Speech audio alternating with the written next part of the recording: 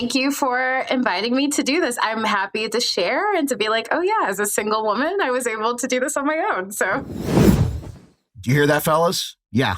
Guys, dudes, gentlemen, what's up?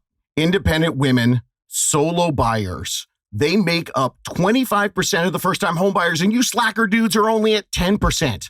Now, most people believe that in today's market, it doesn't matter. Nobody can afford to do this on their own without any help. We've coached thousands who have done it. And it's not some big secret special program.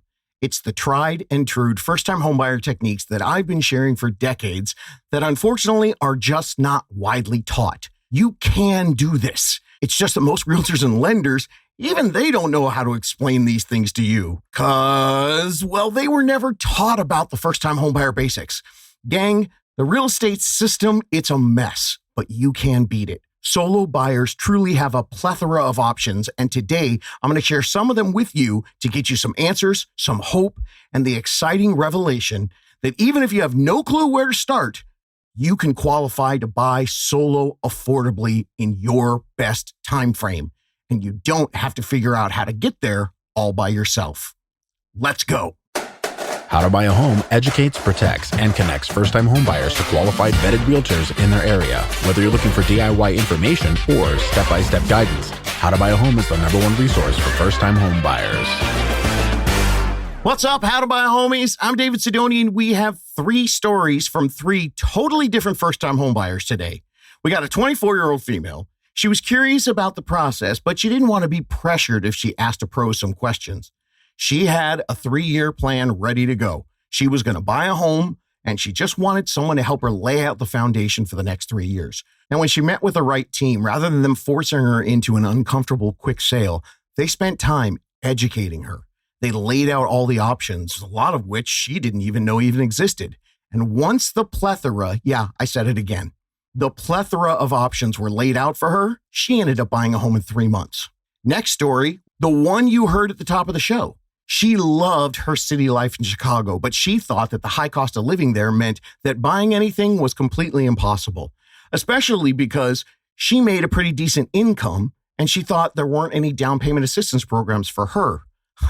Well, she found out there were, and she discovered solo affordable buying in the big city. And finally, now this one made her country living dreams come true. Solo. She bought a home for herself, her horse, her chickens, and her ducks. She didn't need anyone else on the loan, which was good because the horse, the chicken, and the ducks, they were no help on the application. Slackers, apparently those guys didn't have jobs.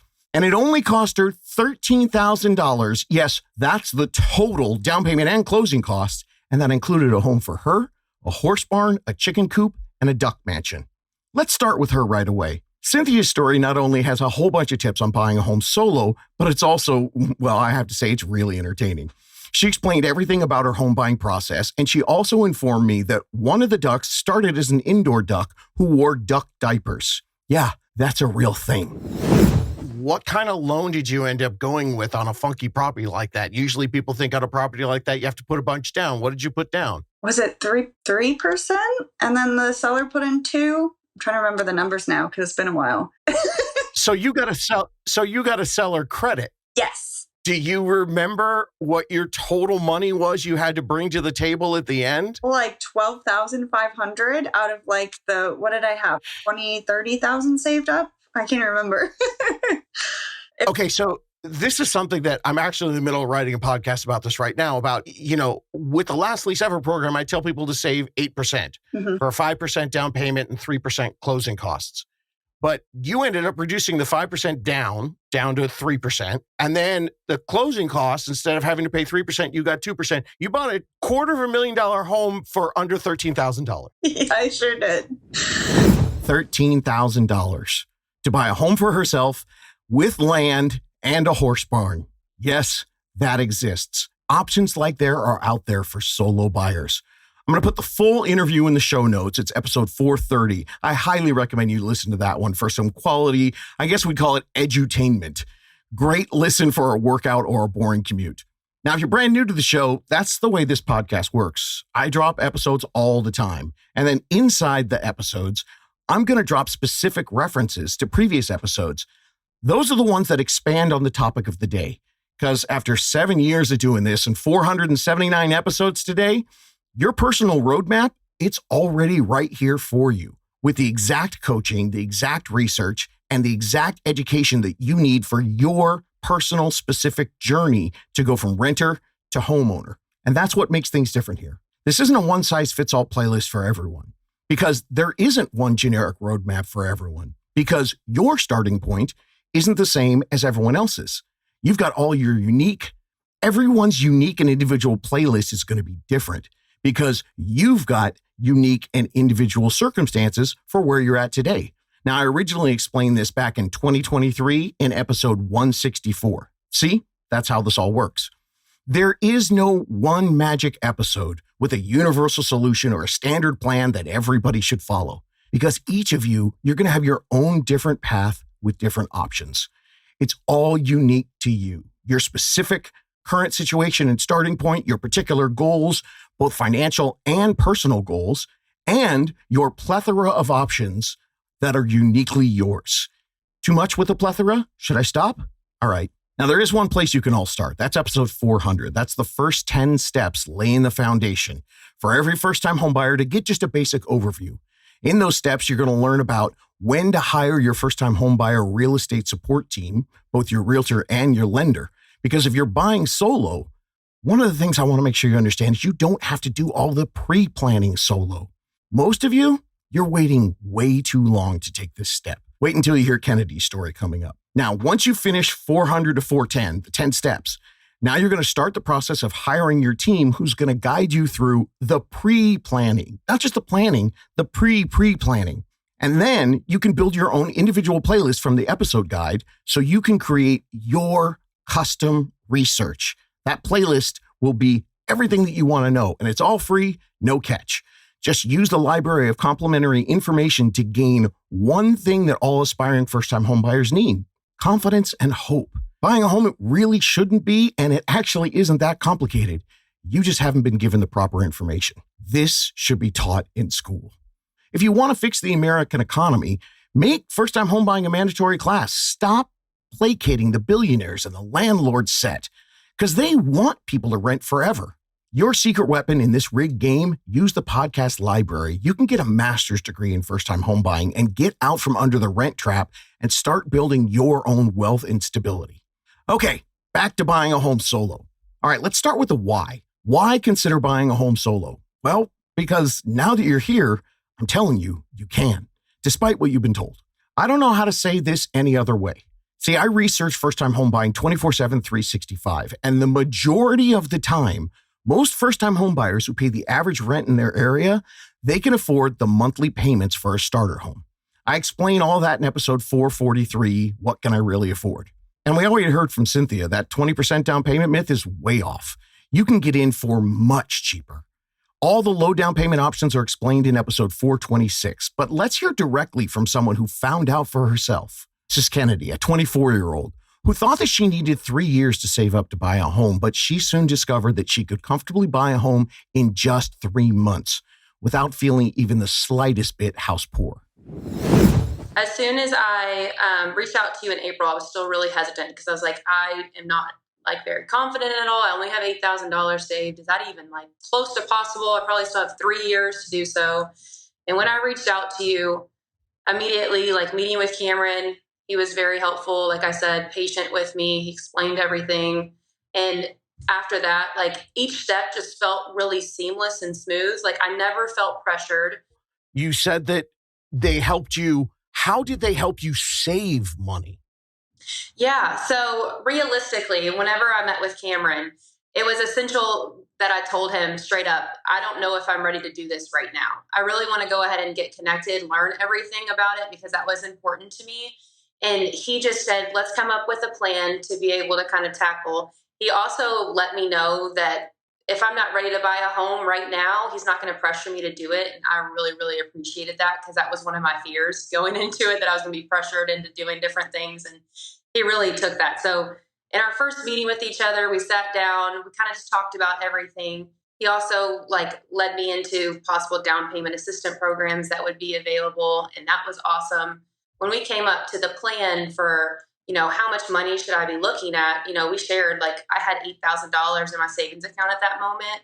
I was making this much amount. How can I take a look to see like how much I could really do? And he made a great recommendation that I should really just filter things automatically into my bank account, which I know that you've had that too in your episodes. For example, like when I get a paycheck, I just have stuff immediately go into my savings account rather than having to do it myself. And, that was something that was kind of holding me back in the beginning because I was like, oh, I don't really want to move this over. But it ended up helping a lot because then I knew exactly what I had left over from what my goal was for saving. All right, I hope you heard that because I love this as a saving plan. And this is another one of those things I'm blown away that just isn't taught to everybody. It's the most intelligent and efficient way to save up for buying a home. And the other thing it does is it helps you psychologically because it makes you gain confidence that you actually can make the payments and you can do this. Details for this are mentioned in episode 409. That's step 9 of the 10 steps. And in another episode, Joelle, she explained this beautifully and it worked for her. It's a really good episode. That's 169.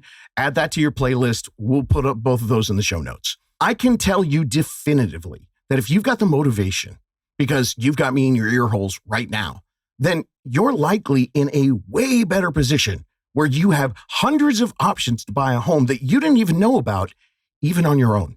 Don't believe the misinformation that you've been told or you found in your research or your uncle told you, because the real facts, they're going to surprise you. I'll let Kennedy explain. I think what was helpful is I was able to like actually understand what I could afford, because Zillow and Homes.com with those mortgage calculators, before I actually stood down, I thought I'd be able to afford a $500,000 home. And I'm like, what in the world is going on? So it's a big difference for sure. That one's a killer tip. You've got options and you don't have to try to figure them all out on your own. And really, you can't. There's just too many. I've been doing this 20 years and I still find new things every single day. I've been doing this 20 years and I still find new things every day because we're constantly evolving and morphing with the current market. You should be relieved that you don't have to just blindly save and just sit there and hope. And knowing that that's not your only option, that should make you feel better. And when you reach out to the right pros, the right service industry professionals, they love to help the budding first-time home buyer early build their plan. Don't think that when you reach out to someone that they're immediately going to be pushing you into buying a home this weekend. Not when you're talking to a unicorn realtor and a lender. What you're going to do is you're going to learn about your overabundance of options and building your own custom plan designed for you by a professional. So you're not doing this by yourself. And that's all done on your timeline. And you're going to confidently know when it's time to get out there and go home shopping. You won't feel uneasy and you're not going to feel pressured into it. It's going to be the next logical step in a natural sequence of events. So now let's talk about that why again. Do me a favor. Imagine that you had unlimited resources and you could buy a home right now, no problem. I don't care if you're 22 living in the country or 42 living in crazy expensive New York or San Francisco. Whatever your situation is right now, pretend that you could easily afford to buy a home solo. Got it? Now let me ask you this. Why would you? Make that list. Why would you buy a home solo? Then, after you've made your list of why, add these to the list. First, add the math of the rent replacement strategy from episodes 440 and 460. If you haven't heard the shocking math of what you can do and how much it benefits you, once you hear that, I guarantee you're going to move rent replacement strategy up to the top of your why list. Next, did you have this on your list? What about control? No more rent hikes that outpace your wage increases. No more wondering if your apartment or your home is going to get sold out from underneath you. Not sure if you've noticed, but things are a little bit chaotic in the economy right now. Hell, things are chaotic in the world right now. So how does the stability of owning your little piece of the world sound? The peace of mind of total control of your life, that's absolutely priceless. And the good news is the price tag for peace of mind, it's far less than you think. So add those to your why list. Keep listening and find other things that you'll add to your own why list. But you know what? Right now, let's jump back into the how part of buying a home. How you buy a home, how you maximize this process and get incredible life-changing benefits can all increase exponentially if you avoid the absolute, by far, biggest mistake that I see renters who want to be homeowners someday make. 20 years of this, and this is the biggest money-sucking mistake that I see first-time homebuyers make consistently. That mistake? starting their planning too late. Period. The end. Curtain. That's it. Biggest mistake. By far, by far, by far. It's not even close. Bigger than knowing what to look for at an inspection. Bigger than knowing how you get the best loan. Bigger than knowing, oh my gosh, what do I do to avoid buying a money pit? And bigger than overreaching and being house poor. Waiting to start your plan, it's the number one mistake by a mile. There's no such thing as too early in this game. And the earlier you start, the better the benefits that you're going to find later on. Now, why is that? One of the big reasons is because all of the other mistakes that I talked about, they're avoided with this one simple step. And also because since most people aren't aware of the cornucopia of options that they have, see, I stopped saying plethora, you have a cornucopia of options.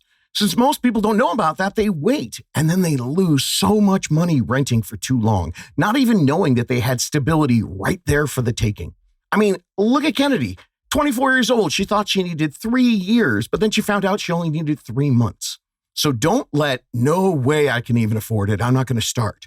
Don't let that be your deterrent. If you haven't explored the math with a first-time homebuyer expert, someone who's going to lay out everything for you. Now, in episode 426 on low down payments, I share how tens of thousands of first-time homebuyers that we've coached here at How to Buy a Home, that the majority of them, the numbers that they brought in for how much they thought they needed, they were off by 50 to 75% from those numbers that they found when they researched all on their own, without a first-time homebuyer specialized professional showing them that cornucopia plethora of options. There's a huge difference in your savings goals when you find out how little you actually need. It's the biggest secret that honestly shouldn't be a damn secret. The American dream is being crushed by all this misinformation I see out there. This is my honest belief. Nobody should rent for more than a year or two, period. The secret is, if you can afford to rent the average place in your town, then with the right planning, you should be able to afford to buy a starter home and change your life completely. Now, maybe you can't do that precisely today, but with a little guidance, it shouldn't take much time. Once you get to that point in your life, paying the average rent in your average town, in this new economy, truly the only way to get ahead, the only way to thrive is to limit your renting years to no more than just a couple of years. And nobody ever regrets starting planning early. You're not committing to buy a home next month. And the best pros, they don't think you're wasting their time by asking them to help you make a plan so you can buy someday.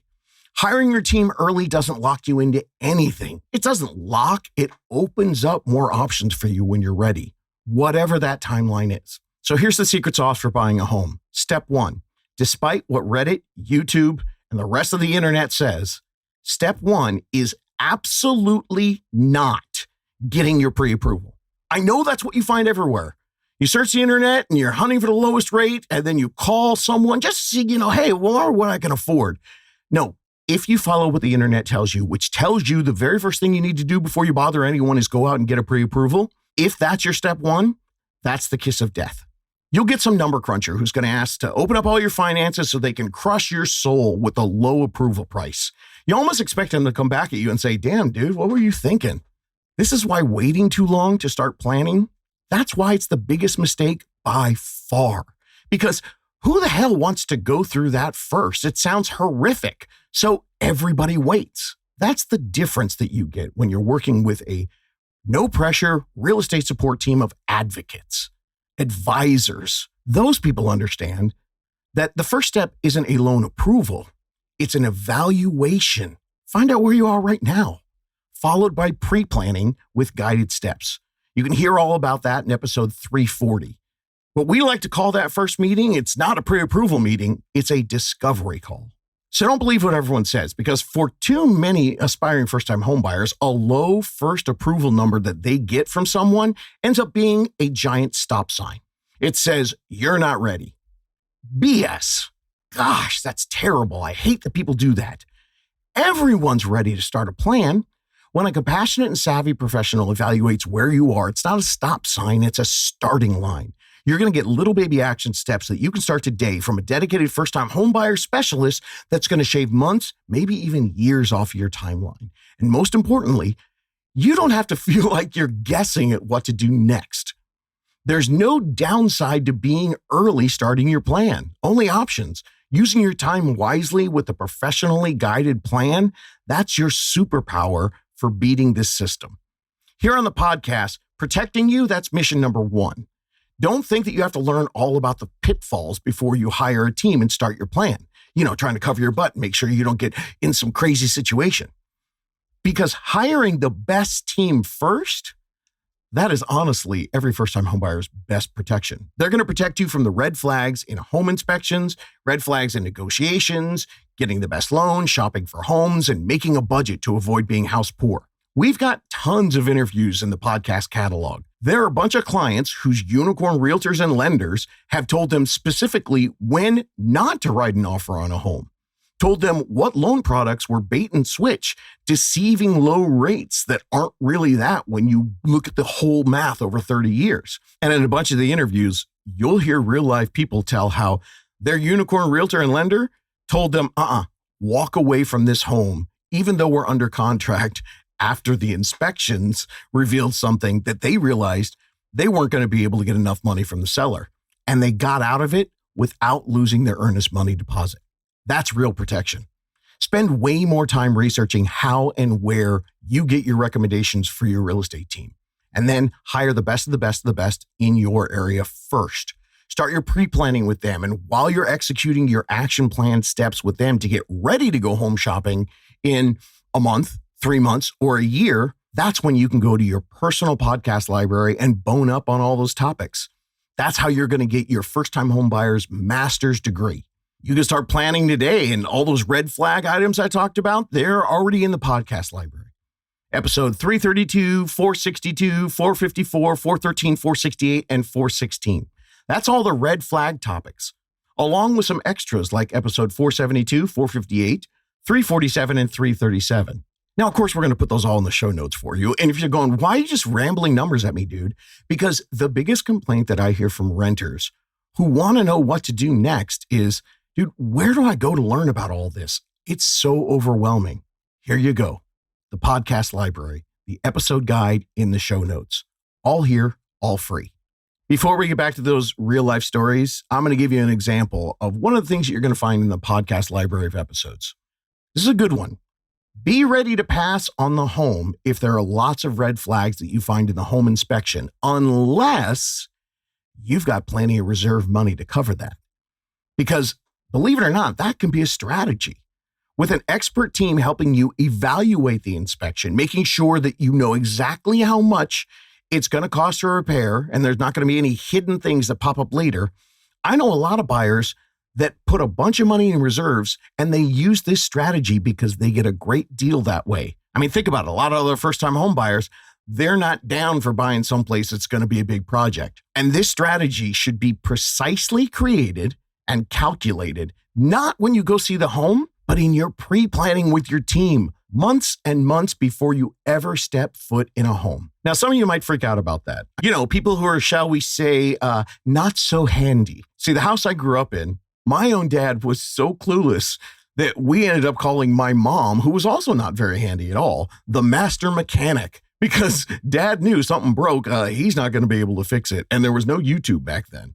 Well, you'll be delighted to know that if you've got the right team negotiating for you, you can move in worry-free, even if you're not handy at all, because you've got the protection of a negotiated 1-year home warranty. It's great to know that for the first year, it only costs you $75 to fix a completely busted water heater or a washer or a dryer. And that means you've got a whole year to save up your reserves and a whole year to, start schmoozing with some of your friends who are pretty handy. And worrying about repairs, this is in no way a gender thing. Because listen, I'm talking about me. Handy knows no gender. And if that ain't you, if you're not handy, this is the trick I used. And hopefully this will calm your nerves a little bit. Go out to your friends and family months before you buy a home. This is what I did. I took my handy buddies out to dinner. One of them, I even bought all the beer for his Super Bowl party he was having. And I added these expenses to my house-saving budget. I actually called it my handyman down payment program.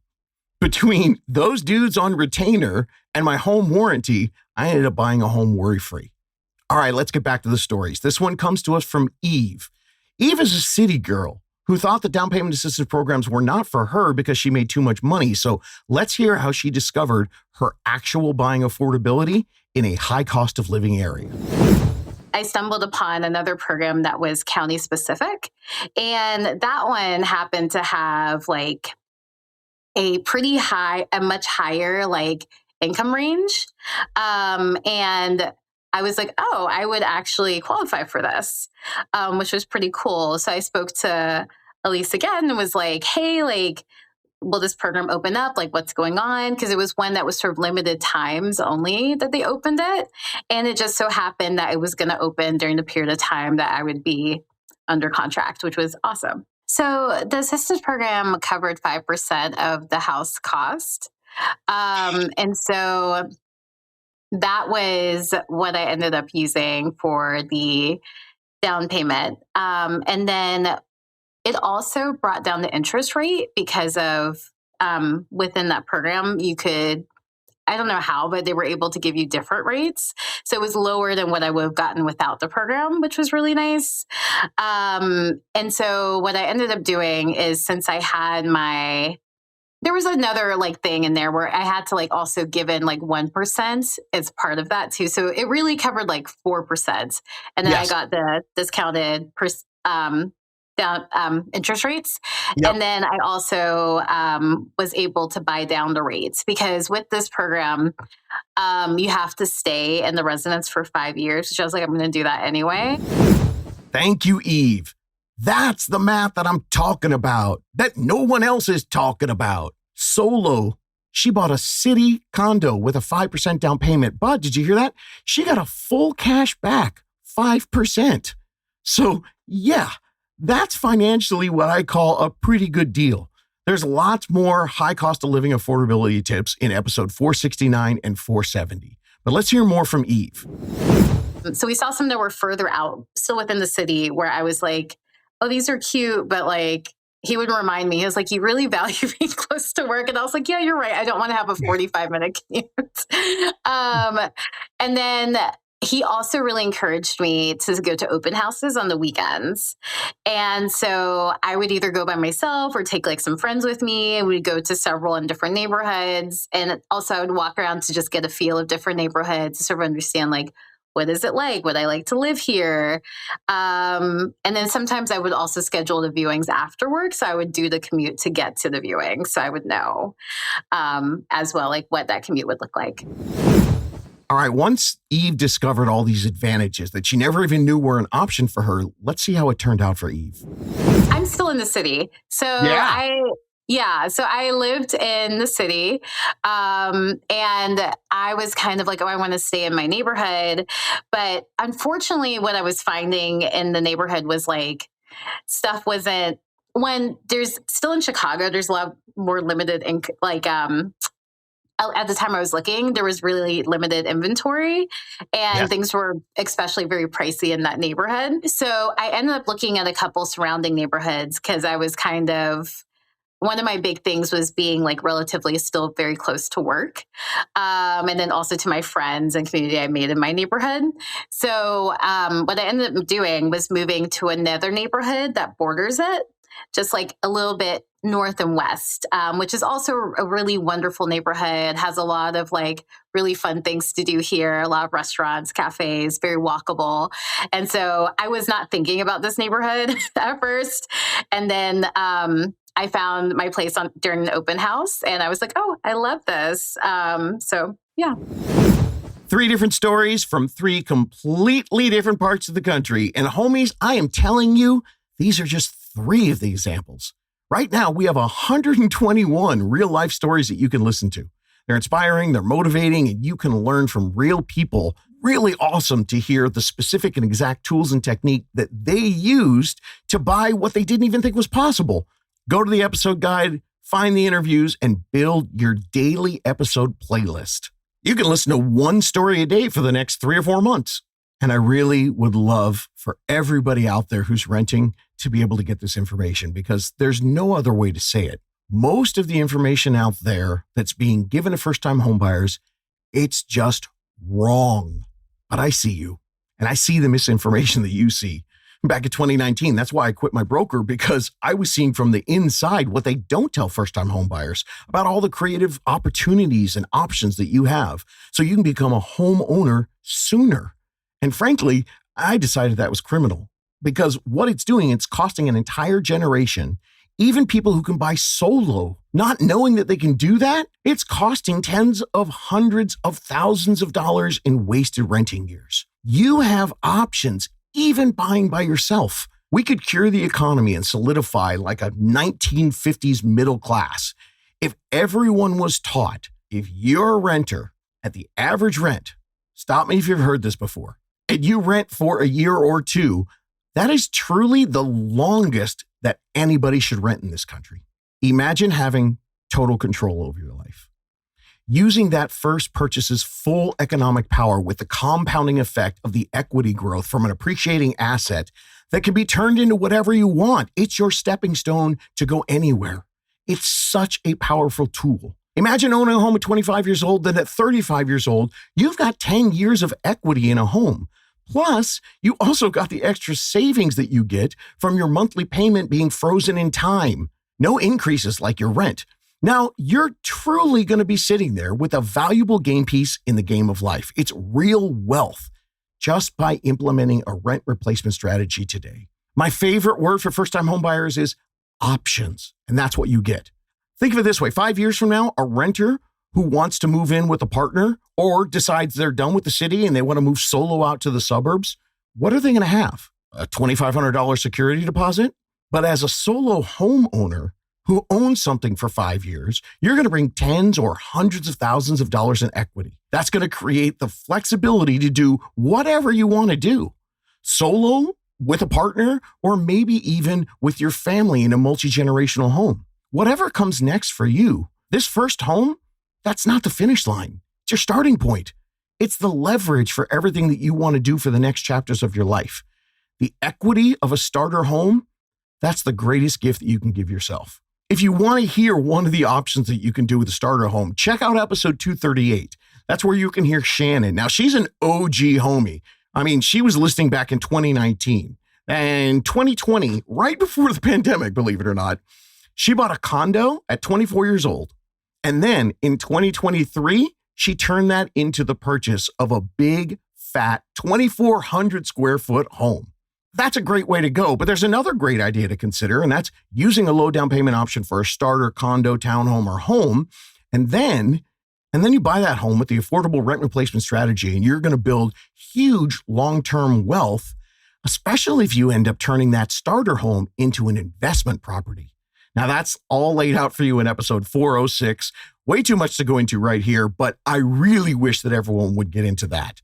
Everyone listen to the Plan A and Plan B technique described in episode 406.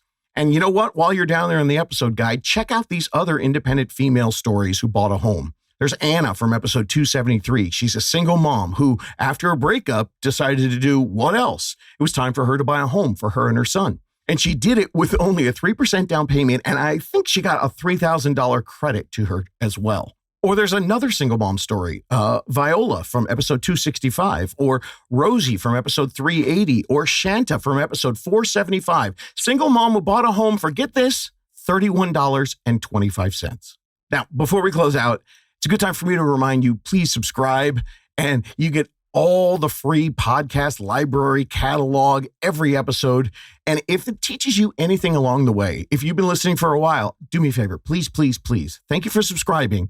But if you just took 90 seconds to write a review on Apple or Spotify or Google, that's the way we're going to keep this revolution going. So we get more people and more renters like you able to find the show and be able to make it happen for them. Before we go, let's hear one more time from Kennedy and Cynthia. Yeah, I really think that being patient with yourself and also understanding that you're capable of a lot more than you might think in the moment. For example, I was so hesitant to reach out to you to get connected with my unicorn team that I'm so thankful that I went ahead and overcame that fear and that hesitancy so that I can get started on the process.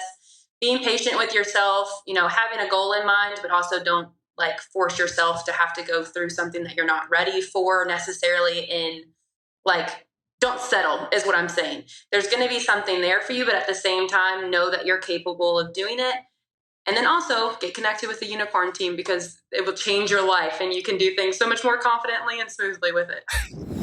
I called one of my old horse trainers and I told her, I was like, you have to come see it. And she goes, I remember when you were 12 years old and this was your dream. And I was 25, now I'm 26, but I was 25 when I bought the house. And she was like, you're living the dream that you've had since you were 12 years old. And I couldn't be happier. And I own it and it's mine, 2.5 acres in Florida. Like I still to this day, like the whole first month, like July, at work, they probably thought I was obnoxious. I kept going, guys, guess what? And they're like, what? I'm like, I own a house. I was obnoxious and I did not care. Like not only do I own a house, but I own a forest. Like, I love it. I'm so happy. And it's been my family so happy. Like with everything going on, I did have a really, really, really bad year in the other parts of life. So to be this happy, it's just amazing. I'm like living my dream. I'm out here. I'm alone and I'm the happiest person I could. It's just amazing. And I'm listening to your podcast just motivated me since 2022 when I started listening. And just being like, Looking for more DIY education or your own personal step-by-step guidance through the home buying journey? Since 2019, How to Buy a Home has been the #1 resource for first-time home buyers. So visit howtobuy.com to get started.